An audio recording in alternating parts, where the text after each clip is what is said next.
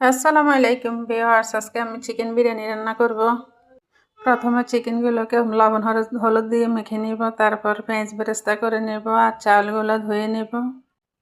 ভালো করে কচলিয়ে কচলিয়ে চাউলগুলোকে ধুয়ে নিয়ে তারপর পানি একটু দিয়ে রেখে দেব।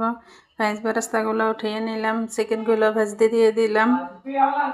অন্য পাতিলে আমি চিকেনগুলো রান্না করার জন্য পেঁয়াজ রসুন এগুলো দিয়ে দিলাম।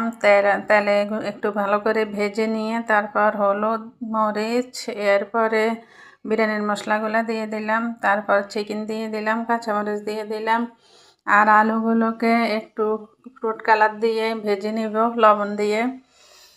এরপরে চালগুলো সিদ্ধ করে নেব, এগুলো বাসমতি চালগুলো সিদ্ধ করার জন্য একটু লবণ দিলাম। তারপর গরম পানিতে রাইস কুকারে দিয়ে দিলাম চালগুলো সিদ্ধ হওয়ার জন্য। একটা লেবুকে কেটে নিয়ে রসগুলা মুরগিতে দিয়ে দেব, কারণ আমি টক দই ব্যবহার করতেছি না, টক দই আমার বাসায় নাই। তারপর আমি মুরগিগুলো হয়ে গেল একটু পেঁয়াজ বেরেস্তা দিয়ে আর সিদ্ধ করা চালগুলা ছেঁকে নিলাম, ওগুলা এক আস্তর বিছিয়ে দিব। তারপর আলু দিয়ে দিলাম, কাঁচামরিচ দিয়ে দিলাম আর দুধ দিয়ে দিলাম।